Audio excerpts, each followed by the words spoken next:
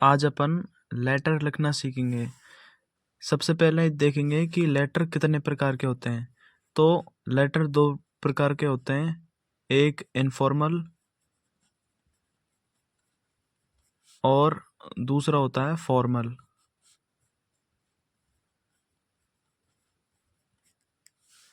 Informal letter होता है वो किस किस के लिए लिखा जाता है।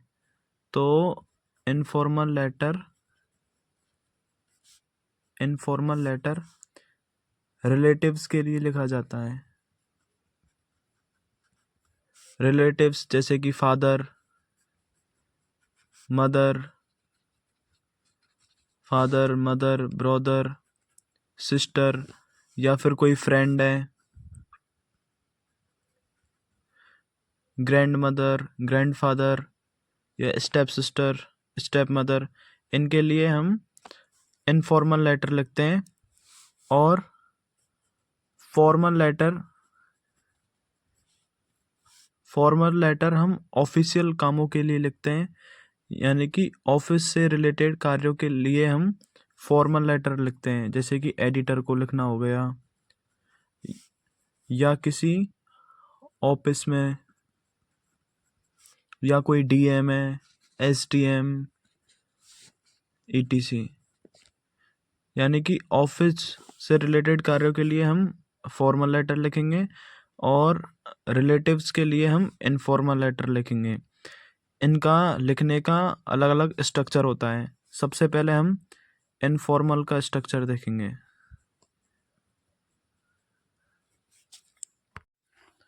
तो ये रहा इनफॉर्मल लेटर का स्ट्रक्चर। तो सबसे पहले लिखते हैं इसमें सेंडर एड्रेस, यानी कि भेजने वाले का पता। भेजने वाले का पता, जैसे कि आप किसी को लेटर लिखोगे तो उसमें यहाँ पर आपका एड्रेस आ जाएगा। आप 3 लाइनों में अपना एड्रेस लिखोगे और एड्रेस के बीच में कोई भी कॉमा, पंक्चुएशन मार्क्स या फिर क्वेश्चन मार्क या कोई फुल स्टॉप एड्रेस में इन चीज़ों का प्रयोग नहीं होगा। उसके बाद एक लाइन छोड़नी है। उसके बाद हम डेट लिखेंगे, जैसे कि यहाँ पे लिख दिया हमने 16 नवंबर 26 नवंबर 2023। इसमें बीच में कॉमा वगैरह नहीं आएगा। उसके बाद एक लाइन छोड़ के यहाँ पे लिखेंगे हम सब्जेक्ट हो गया। सब्जेक्ट आप 4-5 वर्ड्स में लिख सकते हो, जैसे कि हमें सब्जेक्ट लिखनी है टू मिसिंग माई डायरी। आप कोई भी सब्जेक्ट ले सकते हो, मैंने अपने हिसाब से एक सब्जेक्ट लिया है। उसके बाद सब्जेक्ट लिखने के बाद यहाँ पे फुल स्टॉप नहीं लगाना है। सब्जेक्ट के बाद एक लाइन छोड़नी है। उसके बाद यहाँ पे लिखना है डियर। अगर आप मदर को लिख रहे हो तो डियर मदर, फादर को लिख रहे हो तो डियर फादर, फ्रेंड्स को लिख रहे हो तो यहाँ पे नाम आ जाएगा, dear Mohan, dear Saurabh, dear Ravi, dear sister. उसके बाद एक लाइन छोड़ के ये आती है लेटर की मेन बॉडी। इसको आपको कम से कम 4 लाइन में लिखना है। हो सके तो इसके आप 2 पैराग्राफ बना सकते हो। Most respectfully I want to say that, ऐसा आप शुरुआत कर सकते हो। उसके बाद 4-5 लाइन में आपको लेटर की बॉडी लिखना है, यानी कि आपको किस बारे में लेटर लिख रहे हो वो चीज़ इसमें आ जाएगी। उसके बाद एक लाइन छोड़ के यहाँ पे लिखना है आपको थैंकिंग यू। उसके बाद एक लाइन छोड़ के यहाँ पे लिखना है योर्स ओविडेंटली। और अगर आप किसी फ्रेंड्स को लिख रहे हो तो योर्स ट्रूली। उसके बाद आपका नाम आ जाएगा।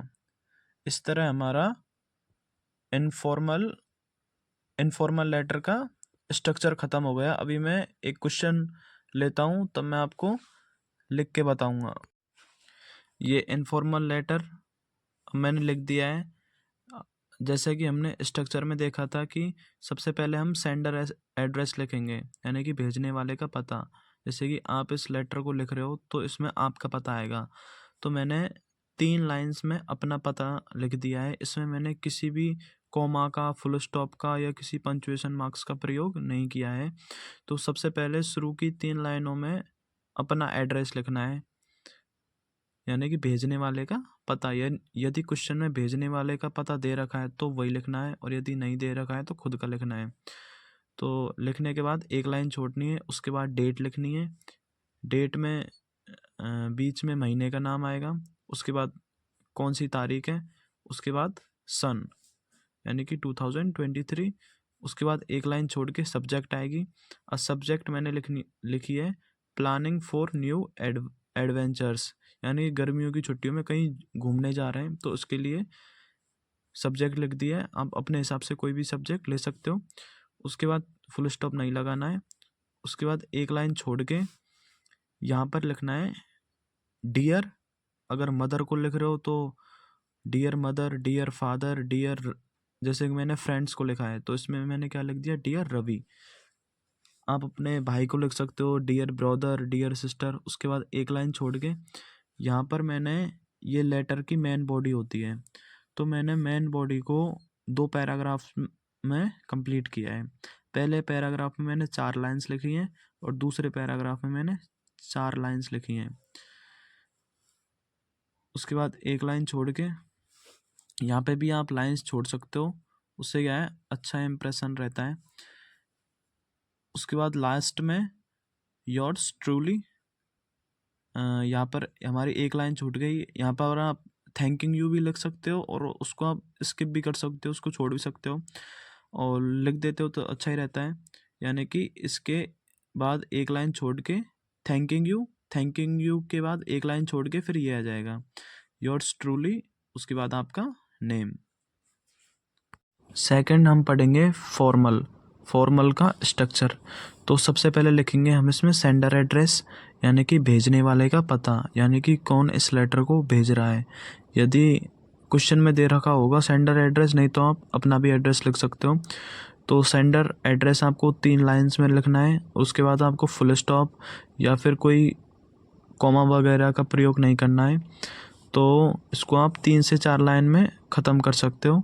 उसके बाद एक लाइन छोड़ के यहाँ पे आपको डेट लिखनी है। तो डेट ऐसे, इसको मत लिखना, बाकी डायरेक्टली आप 26 मार्च 2023। उसके बाद एक लाइन छोड़ के रिसीवर एड्रेस लिखना है। रिसीवर एड्रेस को आप 3 लाइनों में लिखना है, यानी कि सबसे पहले रिसीवर यानी कि कौन उस लेटर को प्राप्त कर रहा है, यानी कि किसके पास आप भेज रहे हो उस लेटर को, तो वो एड्रेस इसमें लिखना है। जैसे कि आप किसी न्यूज़पेपर के एडिटर को लिख रहे हो तो सबसे पहले तो उसमें जिसको लिख रहे हो उसकी पोस्ट आएगी, यानी कि ये फॉर्मल लेटर ऐसे लेटर होते हैं जो ऑफिस से रिलेटेड कार्यों के लिए लिखे जाते हैं। तो सबसे पहले इनमें पोस्ट आ जाएगी। तो पोस्ट हो गई, जैसे कि द एडिटर, इसमें बढ़ाएगा द एडिटर। एडिटर के लिखने के बाद यहाँ पर आ जाएगा वो किस कंपनी में या किस न्यूज़पेपर में काम करता है, यानी कि उसके कंपनी का नाम आ जाएगा, उसके प्रोफेशन का नाम आ जाएगा। तो इसमें आ जाएगा टाइम्स ऑफ इंडिया या द हिंदू आ गया, जैसे कि द आज तक आ गया। और तीसरा हम लिखेंगे इसमें वो कहाँ पर स्थित है, जैसे कि वो स्थित है न्यू दिल्ली में, तो यहाँ पर लिख जाएगा न्यू दिल्ली। उसके बाद एक लाइन छोड़ के यहाँ पर सब्जेक्ट लिखनी है, यानी कि आप उसको किस बारे में लिख रहे हो। जैसे कि आप लिख रहे हो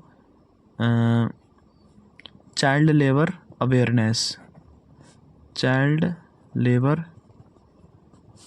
अवेयरनेस। उसके बाद एक लाइन छोड़ के यहाँ पर लिखना है डियर सर भी लिख सकते हो और डायरेक्टली आप सर भी लिख सकते हो। उसके बाद एक लाइन छोड़ के यहाँ पर आ जाएगी हमारी लेटर की मेन बॉडी को आपको कम से कम इस लेटर को थोड़ा बड़ा लिखना होता है तो इसको आप कम से कम 2 पैराग्राफ लिखो। 2 पैराग्राफ में आप इसको कम्प्लीटली कर दो। यानी कि लेटर की जो मेन बॉडी होती है फॉर्मल लेटर में कम से कम 2 पैराग्राफ की होनी चाहिए, यानी कम से कम 8 लाइन। उसके बाद एक लाइन छोड़ के थैंकिंग यू के बाद एक लाइन छोड़ के योर्स ट्रूली, उसके बाद आपका नेम आ जाएगा, गांव का नेम, यानी कि दोबारा से आपका एड्रेस आ जाएगा। ये है फॉर्मल लेटर।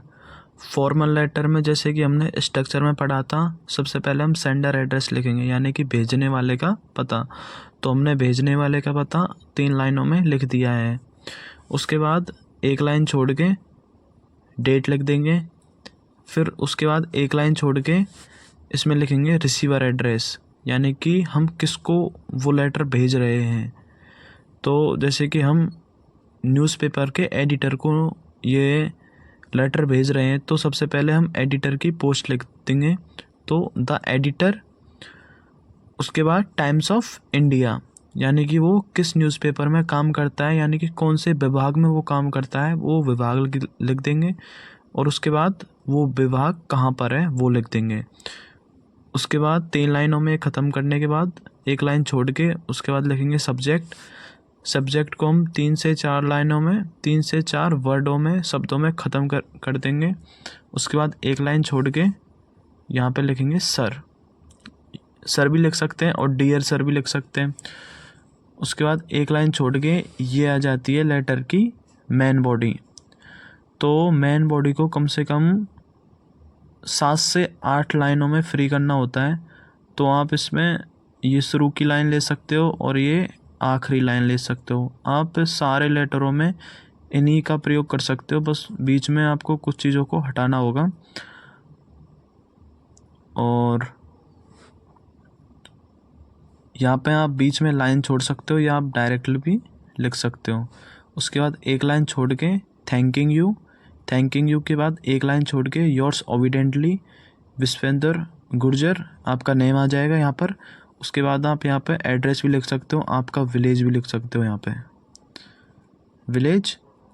तो सबसे पहले सेंडर एड्रेस, उसके बाद डेट, उसके बाद रिसीवर एड्रेस, उसके बाद सब्जेक्ट, उसके बाद सर, उसके बाद लेटर की मेन बॉडी, उसके बाद थैंकिंग यू, उसके बाद योर्स ओबिडेंटली। तो आपने पढ़ा लेटर के 2 पार्ट्स होते हैं, इनफॉर्मल और फॉर्मल। इनफॉर्मल लेटर हम रिलेटिव्स के लिए लिखते हैं, जैसे कि फादर मदर, यानी कि जो हमारे रिलेटिव्स होते हैं उनके लिए हम इनफॉर्मल लिखते हैं। और फॉर्मल लेटर हम ऑफिशियल कार्यों के लिए लिखते हैं। इनमें सिर्फ फ़र्क इतना होता है कि इनफॉर्मल लेटर में रिसीवर एड्रेस नहीं होता है, बस इसमें इतना सा फ़र्क होता है। इनमें रिसीवर एड्रेस नहीं होता है और फॉर्मल लेटर्स में, यानी कि ऑफिशियल के कार्यों में, हम रिसीवर एड्रेस लिखते हैं। बस इसमें इतना सा फ़र्क होता है बस। तो आज हमारा लेटर का टॉपिक ख़त्म हो गया। मिलते हैं अगली वीडियो में कुछ और सीखने के लिए। धन्यवाद।